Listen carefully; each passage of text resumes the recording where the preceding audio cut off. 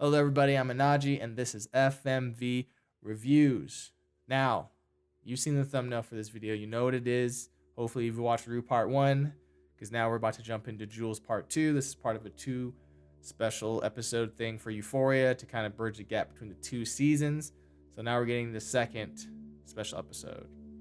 And I have to say, I think out of the 2, I think I like this one more.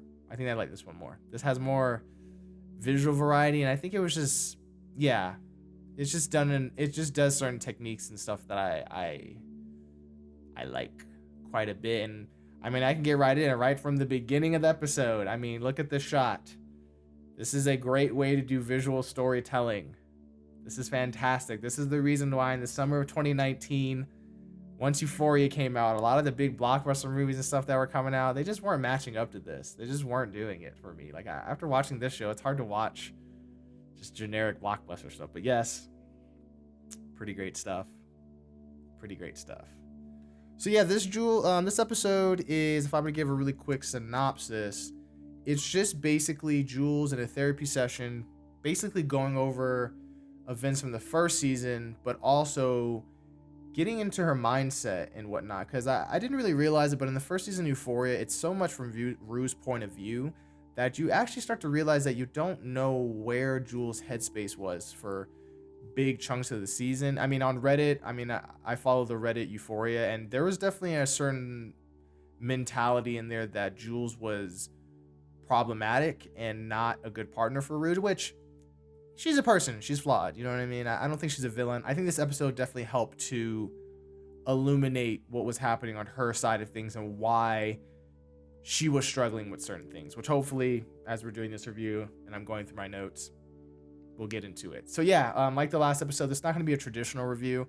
I just kind of have a list of notes of my thoughts and different subjects and stuff that the episode was bringing up to me that I thought would be more interesting than a normal review.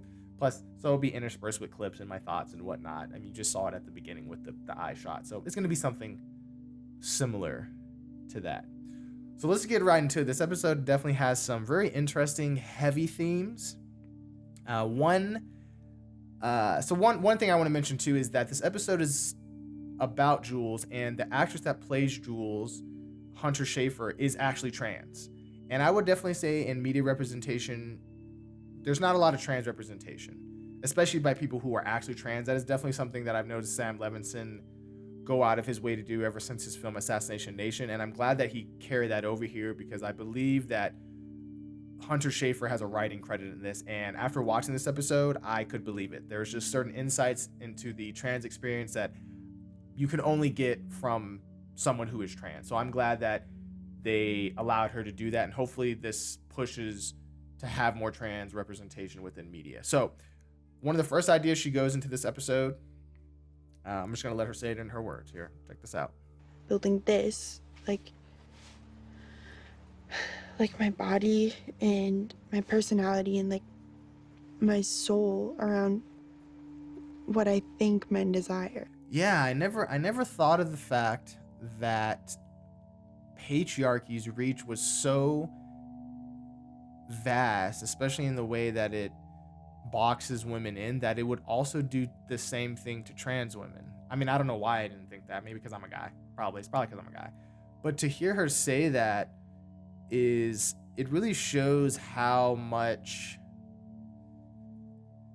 like the male patriarchy really, man, it's just, I just kept thinking when she was saying this, how vast the male patriarchy's tendrils like reaches into different communities and into people's subconscious, even someone like someone who's trans, you know what I mean? So that was definitely something really illuminating to hear. And then it also made me wonder this other question, and I'd be really curious if you're watching this video and you're a woman, and especially if you're a trans woman, do like cis women also feel, I don't even know if that's the right terms, I'm trying to use the right term, cis women, do you feel a similar sentiment to this, that when you think about your identity and the way you make your way through the world, that a lot of it is molded by trying to appeal to men or be what you think men want, because you understand that there's like a power dynamic there, and you get those ideas embedded into your head as you're growing up? I'd be really curious to know that. If that's so, please leave a comment down below. Yeah, and another thing I want to ask is if you're a trans woman or even a cis woman, I'm curious to know if this concept that Jules is talking about, how she molded herself to try to be what she thought men wanted, if cis women do this as well. I hope I'm using the right terms. If cis women feel this as well. If you do, please leave like a comment down below. I'd be really interested to get that kind of perspective. So another thing that I definitely noticed watching this episode is I definitely want to do therapy now. Not even just this episode, but I've been also watching the series on YouTube, The Therapist, where done by Noisy, where this therapist interviews like a bunch of popular musicians, and his ability to get them to open up and recontextualize trauma they've been through or their own thought processes really makes me wonder why therapy is not something mandatory just to the citizens of this world, because I feel like it would help a lot of people. I don't feel like many people are aware of their thought processes or how they contextualize stuff, especially the way we contextualize stuff in harmful ways. But let me show you what I mean. Watch what the therapist does here with Jules. Like, without the self-criticism, I'd be lost. Or free. Both can be scary feelings. See that? So I don't know if the whole clip has this or if you may be confused, but yeah, there's a lot of times where I've been kind of getting into this idea of self-sabotage, where I literally just watched a YouTube video about it, and that a lot of people do this to ourselves, where if we have a certain internal view of how we think of ourselves, if our outside conflicts with it. So let's say you're somebody who on the outside you're very outgoing, you like talking to people, but on the inside you feel very shy and you just feel scared. How because that internal belief is there, it'll start to sabotage your exterior world, because if your inner self believes something, it's going to externalize it into your outer self, to the point that people will sabotage themselves. And how just having someone recontextualize it for someone like Jules, like, that's kind of a beautiful thing. I hope people have more experiences like that in this world. So as the therapy session starts going on, they start getting into this, they've already been getting into it, but this idea of identity. But there's a really interesting clip where the therapist asks Jules a pretty interesting question. I'll let you watch this clip real quick. I'm looking at an avatar she created in reaction to the world.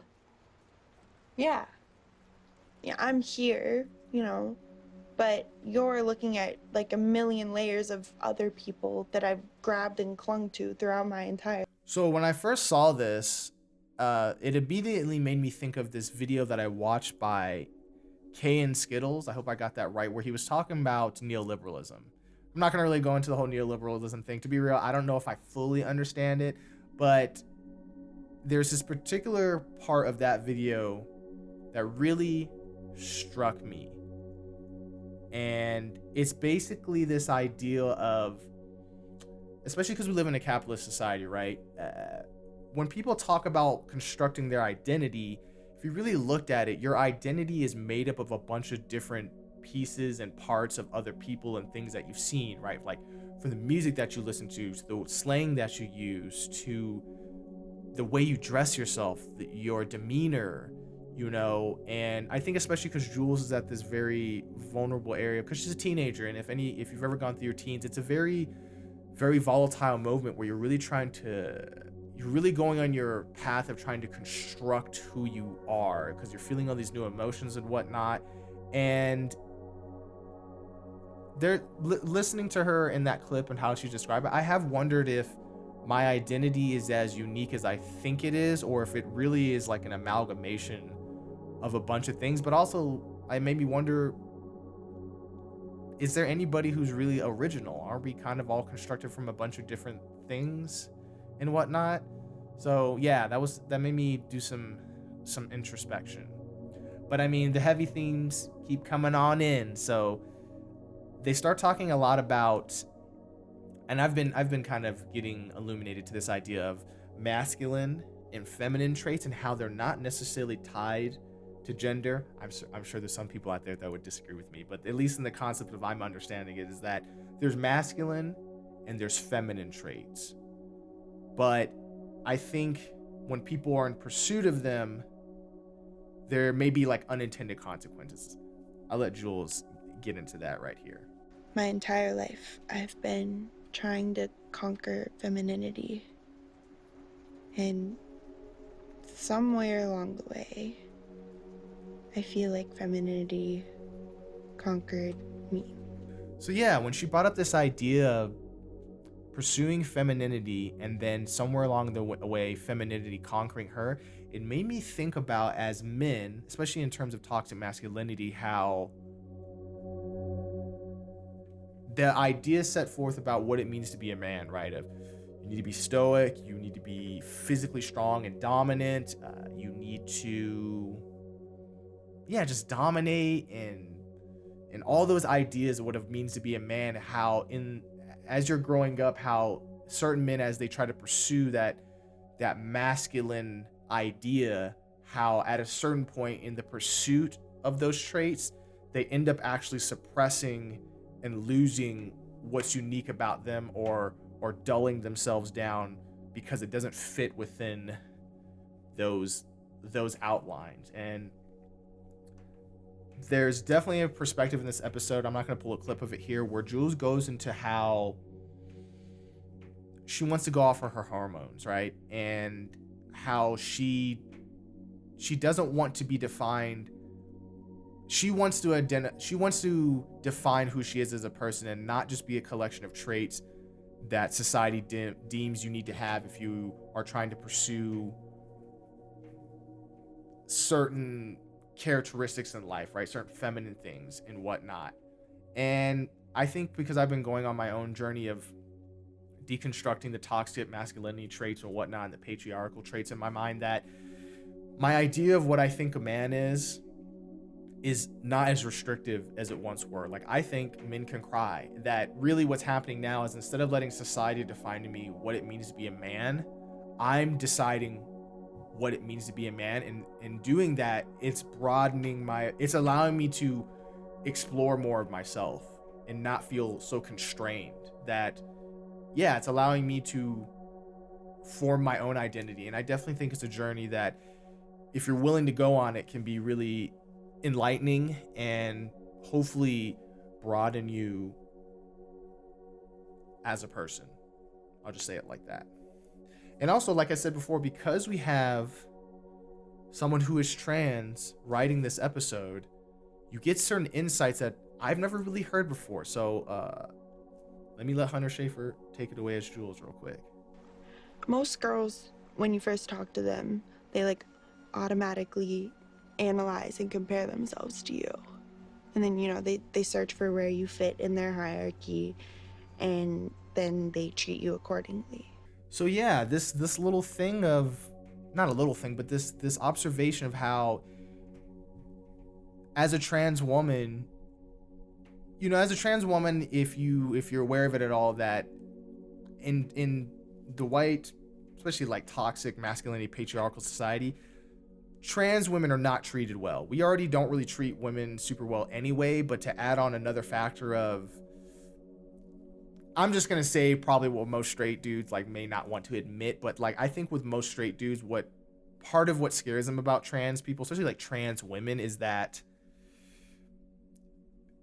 most straight dudes do not want to be seen as gay, right? And I also think when they run into trans people, that if they find themselves drawn to it or whatnot, it scares them because, one, they don't want to get the backlash of not fitting into typically masculine traits, but also it might scare them because maybe it's something they want to explore, but instead of allowing themselves to feel that, they lash out in anger and whatnot.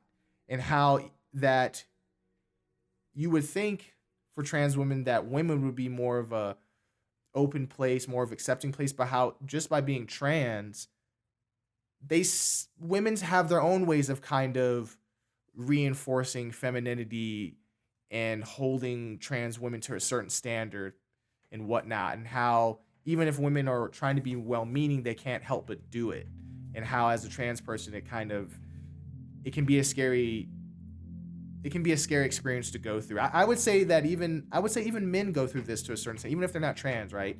Like if you're a man and you say something that is deemed questionable, like how many of us have seen the meme like, oh, pause if someone says something that's could even be slightly interpreted as gay, right? You know what I mean? How that masculinity is so afraid of doing anything feminine or being seen as anything other than masculine that it like polices itself, and how women have a way of sort of doing that as well, which is really interesting. I don't think we really see stuff like that in media. Another big thing I think that makes me like this episode quite a bit is I've been really into the idea of, you have editing in film and whatnot, right? And film is trying to capture feeling or an experience, and I think most movies play it pretty straightforward, right? There's a pretty clear break between what is like reality and then what is dreams and thoughts. But I would say, in my experience of being a person, that there's not such a clear divide, right? How many people have had the experience of talking to somebody or talking to somebody and whatnot, and getting the feeling that they're not fully there? They're having a conversation with you, but some part of them is somewhere else. Or maybe you've had it where you've been in a conversation, and in the middle of that conversation, maybe you heard something or smelt something, or someone just said or thought of, or a thought came across your mind with no clear boundaries, right? You can be living inside of a memory and be in the present moment talking to somebody all at the same time. And I think the editing of this sequence right here in particular really captures that feeling. If you notice, I noticed in this clip, is that when she starts thinking about Rue, the lighting on her face changes to match how she feels about Rue, very warm inside, but also it's almost bringing her back to the experience. That the lighting never looks like that on her face during any other part of this therapy session. And I just think that's interesting, because that is what it feels like to be thrust back into a memory. Also, this shot on Zendaya's face, it's just so intimate. Like I remember just feeling, wow, this is really, I almost feel like I shouldn't be there, but I was there. That's why I'm doing this video. But yes, I do love that kind of stuff. And they do more of it, right? They do more of that sort of thing where Jules starts going into the idea of how she thinks the ocean is very feminine and whatnot, and it starts intercutting to, I don't think these are actual experiences that Jules had. I think this is trying to translate to us how Jules feels about the ocean and her relationship to it through visual poetry. It kind of reminds me of the editing style of another HBO series, funnily enough, Sharp Objects, where they did really interesting things with the memories, where Amy Adams' character would just be thrusted back into memories just from seeing things, hearing things, smelling things. She would be instantly be put back into a memory. And I like the fact that Euphoria is starting to use this tactic as well. But also, I do like the fact that it gets into how, because memories can be so intrusive and just pop up whether you want them to or not, that you can have intrusive thoughts. Not necessarily bad things, but you have it where maybe something's bothering you, and it's almost as if the harder you try not to think about it, the more that memory tries to pop up. And Jules has that kind of experience here, because clearly, if you've been watching the show, her and Rue did not end on very good terms at the end of season 1. So it's interesting that they also added this part of the memory. Also, I have to say, Hunter Schafer as an actress, she's grown a lot as an actress. I thought she was pretty solid in the first season of Euphoria, but I really think in this therapy session episode, she's really grown as an actress. You see her crying. She's going through so many range of emotions that I don't think we really got to see in the first season of Euphoria. So, Hunter Schafer, I see you growing out there, and I can't wait to see what else she decides to do, because she's growing to be quite an actress. Music has always been a really big thing with Euphoria, and this track with Rosalia and Billie Eilish, I'm not going to butcher the Spanish. I'm learning Spanish, but I'm not going to butcher the Spanish. I'm not that good at Spanish shit. But it's just so, like, evocative. It's just so moody. You know what I'm saying? But it's provocative. No, it's not. It's Gets gross. the people going. It's just so good. And yeah, to be real, it's because I think music is the purest form of capturing feeling that we have, right? Like even when you watch a movie, because movies are visual, it can't quite capture feeling, like the way things feel emotionally. And I think this show tries really hard to do that. Like with this sequence here, with this flashback of Jules and Rue, the lighting is very dramatic and over the top, but it's because it's not trying to capture the reality of maybe the memory of her and Rue posing and taking pictures of each other and hanging out in a room and falling in love. It's capturing how it feels, which I think is really important. I think not sometimes, in our society, we like facts, we like to be able to quantify things and whatnot. But I think when we try to there's certain things that you can't do that with, like feelings and memories. And I think that overemphasis on trying to capture reality limits us from capturing the experience of something and possibly disconnecting us from people. Yeah, that's what I wanted to say. That's what I wanted to say. But going back to another point that I made, this therapist keeps hitting Jules with that insight. Listen to this. So would it be fair to say that you resented that imbalance? That the same person who saw you, who truly saw you, in the same way that your mom did when you were a baby, was also incapable of seeing how her addictions affected you. That's some insight right there, right? So good. Now, I didn't add the whole context of the clip, but yeah, just like listen to that insight. That's why I think, like, okay, here's like a thought that I've had before, right? I think our society pushes unhealthy values in terms of what kind of relationships people should get with, especially couples. I've noticed this sentiment sometimes that when two people kind of couple up, that all the friends and stuff that they had along the way just get pushed to the side. But I think it's important to have friends and people outside of your relationship still involved with your life, because those people can add a clarity to dynamics and even feelings that you have that sometimes as a person you can't have it because you're just too close. Which I think possibly why therapy is so effective, which, I mean, I'm just saying, this just further goes into my point that therapy is something that I would like to try. I would like to try and do. And if you're curious to try it, don't be afraid. What have you got to lose? Just try it. Just try it. Just try it. But yes, okay, so this show can be so moody at times. So in this particular clip right here, I can't play the music of it, but it's so dramatic that all I could think about is that it would just make Hannibal smile. Yeah, for my Hannibal nerds out there, yeah, you know what I mean. But yeah, this session starts to get more intimate as Jules starts talking about the sort of trauma and fallout of her online relationship with the character of Tyler, who, spoilers, aka turned out to be Nate. I'm not going to go more in the depth of that. If you really want to know, watch the first season of Euphoria. I watched it. I put in the work. If you want to know, you go do that. But yes, that she goes into this sentiment that maybe in terms of her romantic relationships, that she's afraid that the part of it that she's really drawn to is the letdown. She talks about how she's so into the fantasy of it and whatnot, and that maybe the part she really likes is the letdown when the illusion is broken.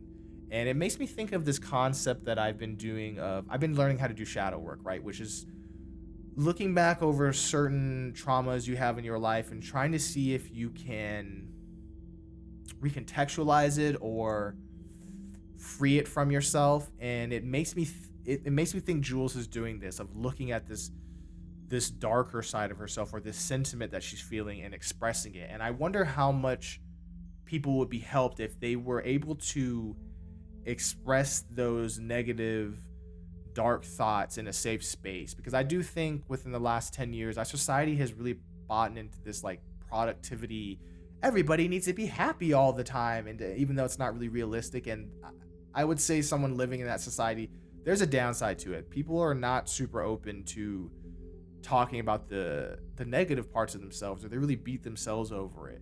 And you can really see that Jules in this clip not in this clip, I can't show it because there's things in it that I can't show that maybe would not be appropriate on the YouTube platform. But if you're really curious, watch the episode. But yes, I just wanted to mention that because I thought that it was important. Side note, that little thing I talked about having friends and whatnot, because they can add an outside perspective. So we get to see this memory where when the whole Jules falling in love with this online dude was happening, we had already seen that Rue was suspicious. You kind of get the feeling in the first season it might be more that Rue is jealous, but I think it's a mixture of both. I think Rue is jealous, but she's also cautious. So in this clip, you see that Rue was already questioning Jules, saying, hey, this guy could be lying. You don't really know who this person is. You know, they're online. It makes me think of like that online predator stuff. And I mean, their actual sentiment I felt was, I'm not gonna lie, I'm someone of the Black community. And I would say the Black community, we have a pretty good sense of when something feels off. It probably has something to do with the fact that, our people were in danger a lot and still are in danger. So we're like hypersensitive to that. But there are moments where that hypersensitivity to danger can come in handy. So I just thought it was funny that I call it Rue's Black sense kicking in, going, I'm suspicious of this. This seems kind of odd and a little too coincidental. And I like the fact that we got to see that kind of thing. Yeah. Listen to that inner voice. But yeah, as we're going along, Jules kind of starts to hit on a certain sentiment that I'm very curious if a lot of people feel the same way. So just watch this real quick. Because half of every relationship is in my head. So I could say for myself, if you watch any of my other reviews, I've expressed this sentiment when it came to the review of I'm thinking of ending things, of how many people, when they're in a relationship, are not fully in the reality of that relationship. That part of them is in a fantasy version of that relationship. Like, I've definitely been guilty of having it where if I fancied somebody, my brain would craft this like whole fantasy scenario life with them if I could be with them. And in those moments where I had those fantasies about those peoples and actually ended up in a relationship with them, how those two things conflict, and that actually the fantasy can sabotage the actual relationship or keep the actual relationship going even if the dynamics are not healthy, because the fantasy is either acting as this unrealistic rubric for someone to measure up to, or the fantasy is papering over the various cracks and flaws of the relationship. But yeah, it just made me think of that sentiment, and I definitely think it's something that people should take some time to think about, because when I thought about it, it definitely helped add some clarity to how much fantasy is an aspect of my life and the ways that it helps and hurts me. Yeah. One of the things I had kind of mentioned earlier was the fact that I did like the fact that this episode allowed us to see Jules' side, and we get to see that, especially in this clip right here. So many times I wanted to kiss her.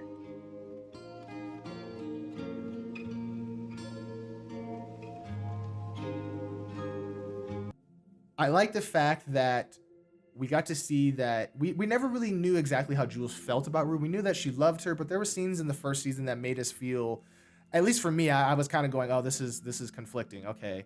But it's nice to see that Jules did like Rue romantically, the same way that Rue was feeling about Jules. I'm glad that we get to see that it was not one-sided. That was definitely something good to know. And then we have this, so right here, the perfect example, right? We have this moment in the first season where when Rue kisses Jules, right?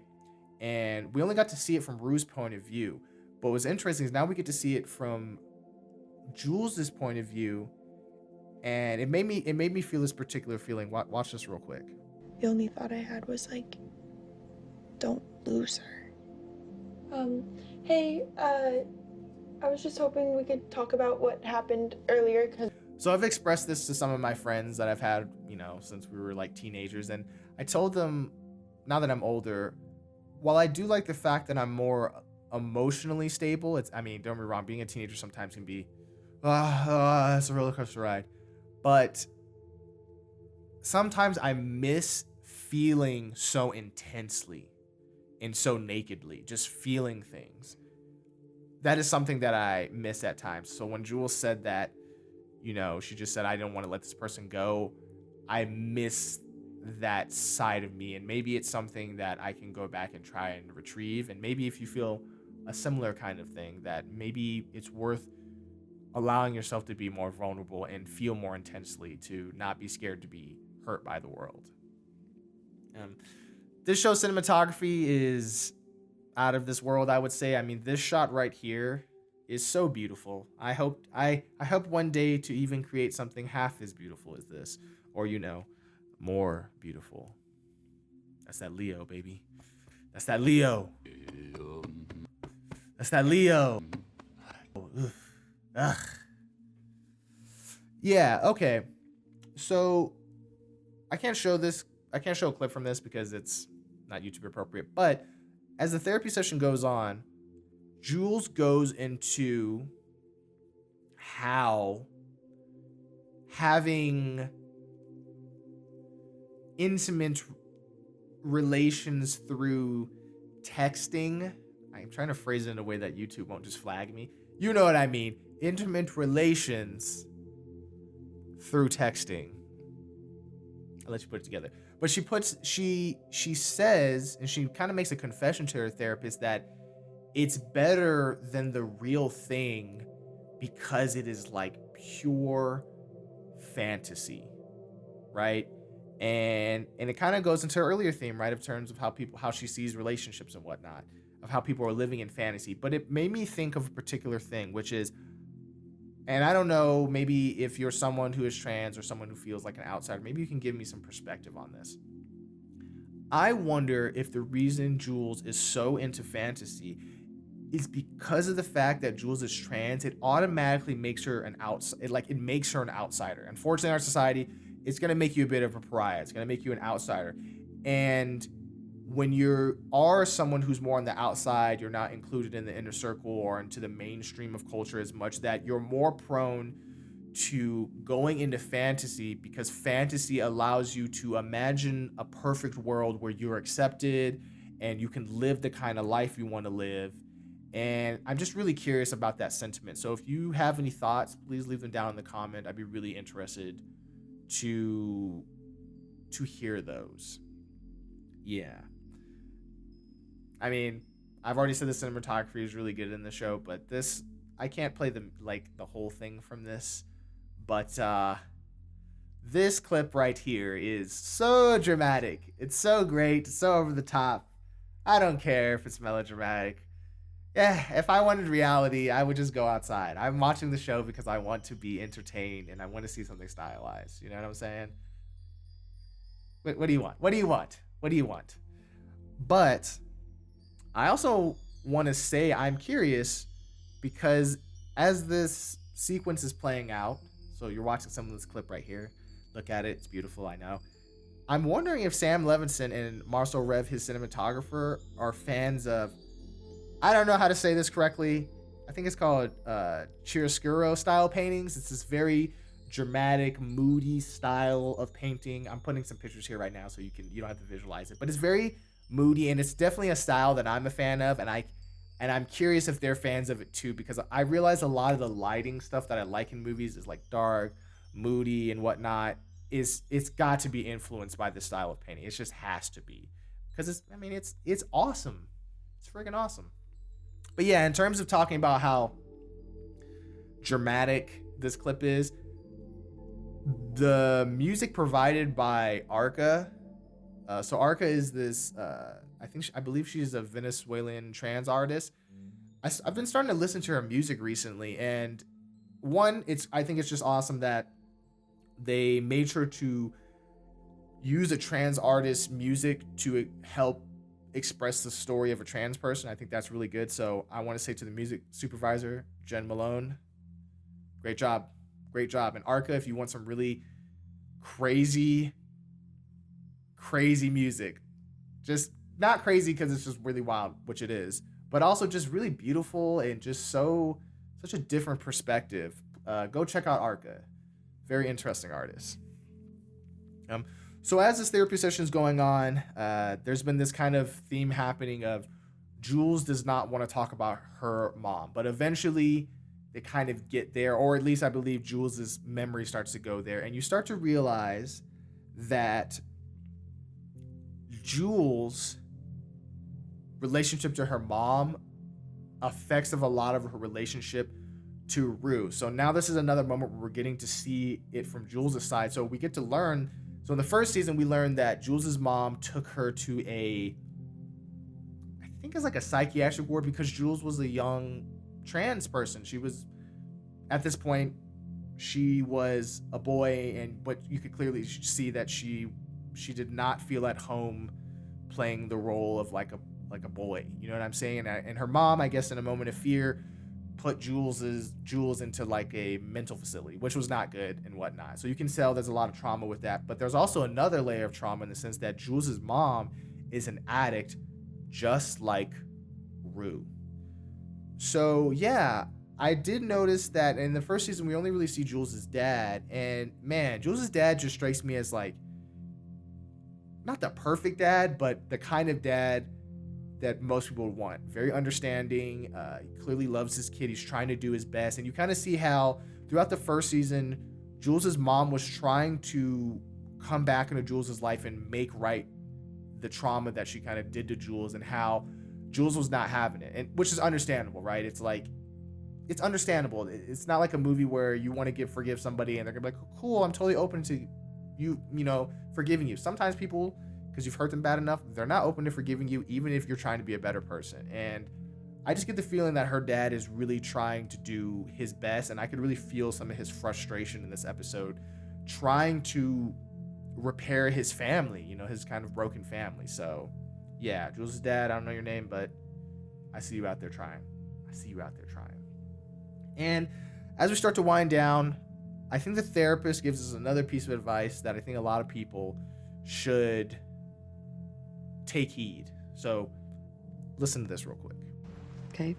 So just be patient with yourself. Yes, people, I would say, especially after this year of 2020, but just as you're going throughout your life, stop comparing yourself to people and learn to be patient with yourself. There's no set path in life. Life tries to create benchmarks, but you will find that life is very unpredictable and does not care about the benchmarks that you are trying to hit. That life will zig and zag, and learning to embrace that, and also to learning to embrace your own faults and cut yourself some slack and learn to forgive yourself is something that I think most people could benefit from hearing. So I will say it again to you, just in case it did not stick with you. Be patient with yourself, please. Be patient with yourself. And now I just want to, as we're winding down and whatnot, I want to really say that as this episode is going on and as this clip is showing, I really think when it comes to Euphoria, Rue and Jules are the heart of this show. I don't think it's a coincidence that out of the two special episodes that we got, the two characters that they focus on are Rue and Jules. While Euphoria is an ensemble cast, these two are really the heart of the show. They're really the people that we know the best and we're really rooting for. I'm hoping as the other seasons come out that we start to get to know other characters better. I think they have a really interesting cast of characters, but really, Rue and Jules are the heart of this show. And yeah, I think the way this episode ends, so this clip right here, such a beautiful shot, just totally reflecting her inner turmoil. And also, if you watch the first episode and if you've watched my first review, there are these interesting mirror shots, right, of these two characters at a crossroad, being all up in their feels with the rain coming down. You know what I'm saying? And I know it's moody and I know it's dramatic, but you know what? it just works. I don't care. It just works. It's good. Yeah. You know what I'm saying? So, yeah. I think I'm really glad that Sam Levinson and his talented crew and his actors and actresses decided to come together to do these 2 episodes. I definitely think this will change the trajectory of Euphoria, because Euphoria was getting a lot of accusations of being more style over substance, and I think these 2 episodes injected some much needed substance, and hopefully this sort of introspection and character work carries over to Euphoria season 2.